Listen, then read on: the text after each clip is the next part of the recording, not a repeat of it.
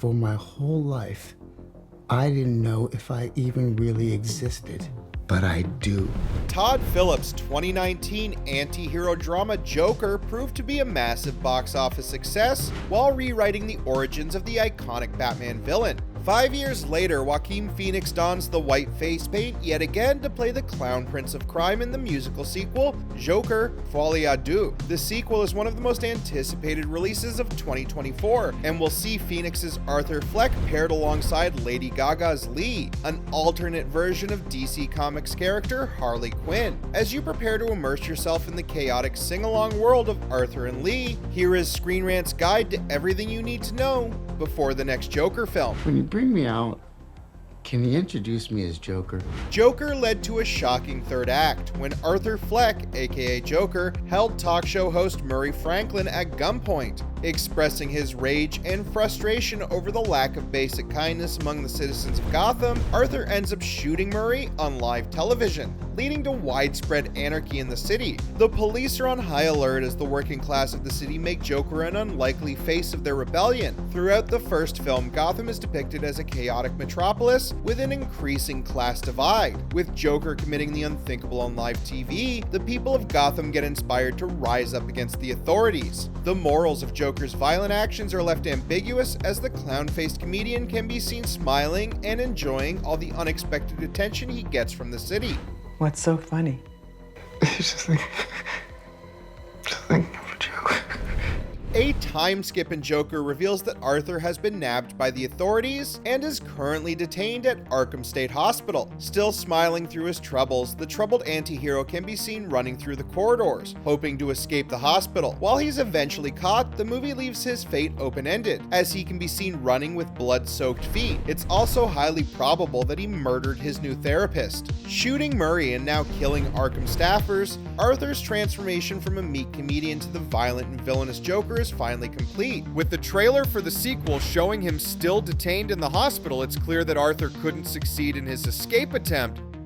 I used to think that my life was a tragedy, but now I realize it's a comedy. Arthur didn't have many friends or relatives to begin with, but even the ones he had are mostly dead now. After discovering the childhood abuse his mother Penny made him go through, Arthur loses all remorse and ends up dispatching Penny by suffocating her with a pillow. And while he also brutally dispatched his clown coworker Randall, he let go of fellow clown Gary. In a rare display of empathy, Arthur told Gary that he was one of the few people who was genuinely kind to him. With Gary actor Lee Gill also slated to appear in Joker Folie, Deux, we might get to know what Gary's fate was after the events of Joker.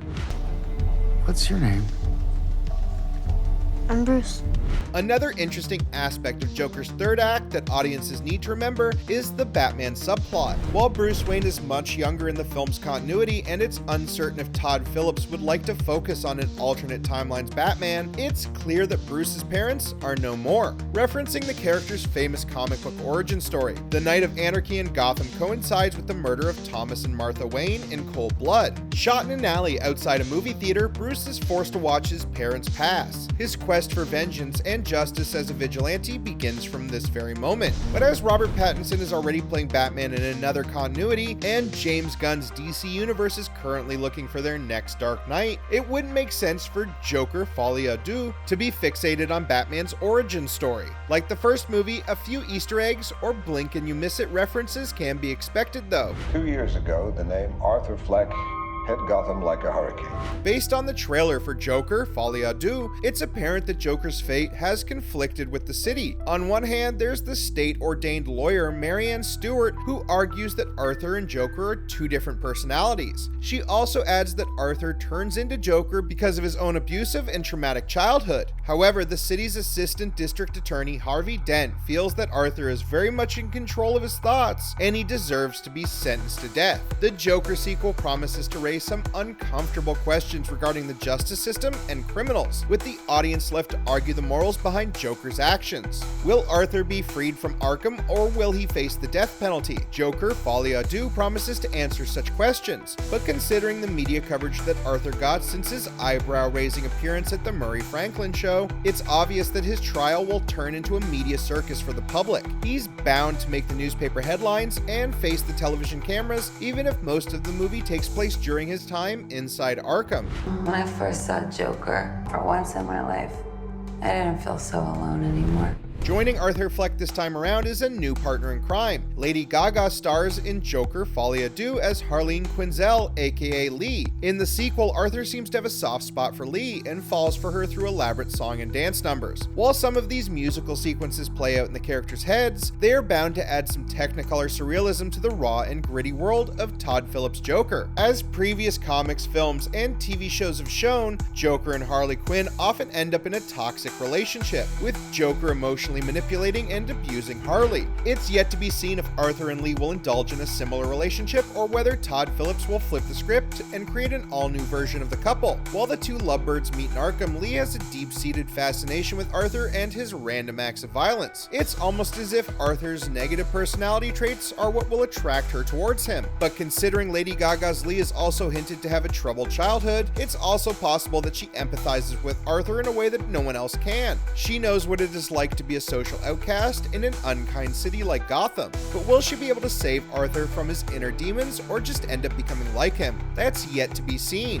The trial of the century. They believe Arthur Fleck to be some kind of martyr. All the media publicity aside, Arthur still has the city's respect, with most of the blue-collared population standing by his side. With economic inequality skyrocketing in the city, Joker's rage expresses rebellion against Gotham City's working class.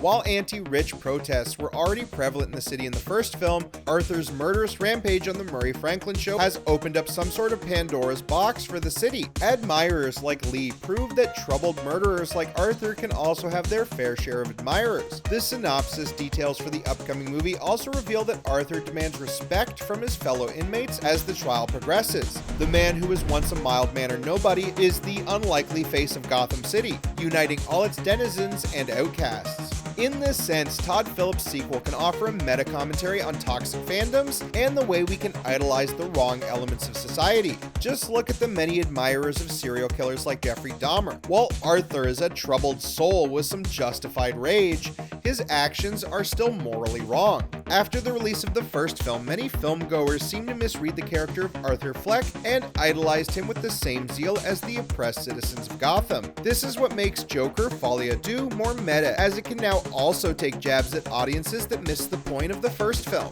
Joker Folie can address such ethical concerns with morally gray characters like Arthur and Lee. While the first Joker opened up conversations about mental illness, this sequel should pave the way for discussions on toxic fan cultures. After the particularly violent and haunting ending of the Joker, there are many questions that Joker Folie must answer. But for now, these are the key plot points you need to remember before you walk into the new Joker movie. Thank you for watching Screen Rant, and stay tuned for more movie news.